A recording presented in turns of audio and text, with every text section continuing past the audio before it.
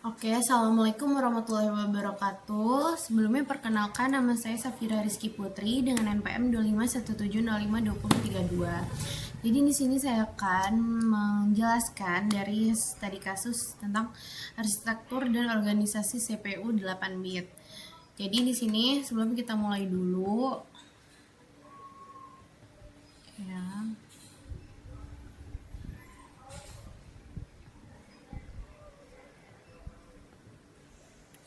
Oke, jadi di sini saya akan menjelaskan dulu komponen dari CPU-nya.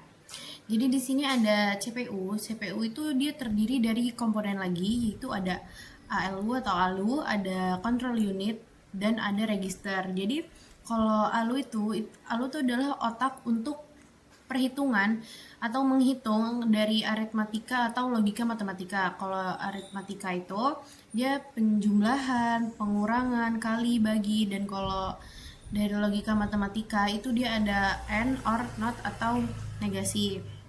Terus ada CU atau control unit itu tuh untuk mengatur atau mengontrol, memberi instruksi ke komponen lainnya. Setelah itu ada register. Register itu adalah tempat sementara untuk menyimpan data. Nah, setelah itu ada RAM. Jadi singkatan dari RAM itu adalah Random Access Memory. Jadi di RAM itu ada input memory untuk menyimpan datanya, ada program memory itu untuk menyimpan instruksinya, dan ada working memory itu untuk menyimpan data yang akan diolah dan dihasilkan. RAM itu kan untuk menyimpan data, dan di CPU juga ada di register. Bedanya itu yang di register itu datanya akan diolah, dan kalau di RAM itu datanya yang sedang diolah. Nah, setelah itu ada ROM atau read only memory. Ini sama tempatnya juga untuk menyimpan. Setelah itu di sini ada disk. Disk itu untuk memproses untuk ke monitornya nanti, untuk dihasilkan di monitornya. Setelah itu di sini ada keyboard untuk kita menginput data, dan di sini ada clear untuk menghapus. Di sini ada start dan stop untuk memulai dan untuk berhenti, dan reset untuk mengulang. Nah, setelah itu di sini ada yang namanya matrix controller atau untuk menampilkan gambarnya. Di sini ada slide writing yang ada optionnya ini. Nah, setelah itu saya akan menjelaskan mencoba untuk txt ini atau text editor. Jadi di sini kita masukin dulu di keyboard optionnya, karena di sini txt itu nomor 4, jadi di sini kita ketik 4. Nah, dia keluar txt. Jadi karena kita baru, kita akan membuat file baru di sini. Karena di optionnya nomor 2 untuk add new file, kita ketik di keyboard lagi itu 2. Ini 2. Nah, add file numbernya saya masukkan 1, dan namanya saya masukkan nama saya.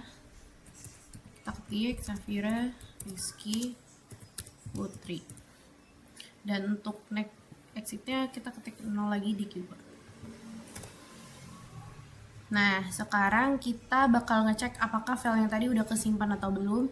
Jadi kita di sini ketik lagi di keyboard itu 1. Open file numbernya tadi karena saya masukkan 1, jadi kita ketik 1 di keyboard lagi. Oke, jadi filenya udah ada, Safira Rizky Putri, benar. Dan coba kita reset lagi. Jadi saya akan menjelaskan cara kerjanya tadi seperti apa. Jadi yang pertama tadi itu kita menerima input data yang diterima itu di memori atau di RAM yang akan diinput ke storage sementara. Setelah dari RAM ini, dia akan balik lagi ke CPU untuk ke bagian general purpose at registernya. Setelah itu untuk mengalamatkan memori atau data. Oke, assalamualaikum warahmatullahi wabarakatuh. Perkenalkan, nama saya Zahra Cynthia Bella, NPM 2517/052012. Di sini saya akan melanjutkan presentasi yang telah dipresentasikan oleh teman saya. Oke, langsung aja kita ke CPU. Di sini lebih tepatnya ke control unit di bagian generated purpose register yang berfungsi untuk mengalamatkan memori atau data. Nah, selanjutnya di sini kita ke ALU. Nah, di ALU kita bakal mengoperasikan aritmatika dan logika, atau kita bakal menghitung angka. Nah, setelah menghitung dan ada hasilnya bakal dimasukin ke akumulator. Nah, di akumulator bakal disimpan sementara. Nah, setelah dari akumulator kita bakal kembali lagi ke kontrol unit dan kembali ke CPU dan ke memori.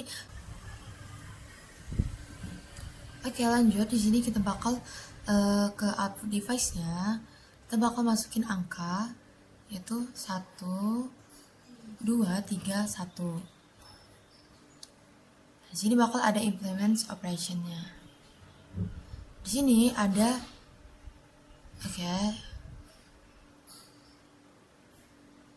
Oke, di sini dia langsung nge-result hasilnya, yaitu ada A, B, N, OR, XOR, NOR, ADD, NSOP. Oke, di sini saya bakal ngejelasin satu-satu. Di sini ada A, nilai A adalah 0001, 0010. Di sini kita bakal ngubah ke angka biner. Nah, 0001 angka binernya adalah 1, 0010 angka binernya adalah 2. Nah, di sini ada B, sama aja seperti A, kita bakal ngubah nilai ini ke angka biner. Nah, 0011 angka binernya adalah 3, 0001 angka binernya adalah 1. Nah, di sini lanjut, di sini ada N. Nah, di N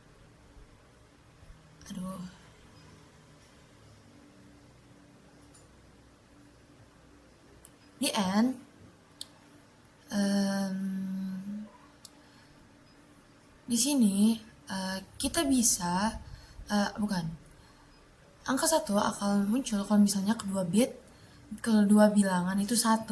Nah, di sini kayak gini, 00 hasilnya itu 0. Di sini kan nggak ada yang sama ya, angkanya nggak ada sama. Kalau misalnya ada 1 ya di atas juga nggak ada 1, nggak sama maksudnya. Nah, di sini di kedua bilangan ini ada angka 1. Nah, hasilnya 1. Kan seperti tadi, dia bakal nilai 1 kalau kedua bilangan 1. Nah, selanjutnya setelah ada hasilnya, kita bakal ngubah ke angka biner. Nah, 001 angka binernya adalah 1 dan 0000 angka binernya adalah 0. Selanjutnya ada OR. Dia tuh bakal ngasilin 1 kalau salah satu bilangannya 1. Di sini 000 1 0 0 0 0 0 1, nah 1 1 1 0 0 0 0 0 0 0 0 1 0 1 0 1 1. Di sini setiap ada angka 1, dia itu bakal ngasilin angka 1. Nah, selanjutnya setelah ada hasilnya, kita bakal pindahin ke angka biner. 0011 angka binernya adalah 3 dan 0011 angka binernya juga 3. Selanjutnya di sini ada XOR. Di sini dia bisa ngasilin angka 1 kalau misalnya kalau angkanya beda, dan 0 kalau angkanya sama. Nih, contohnya 00 kan sama, jadi hasilnya 0.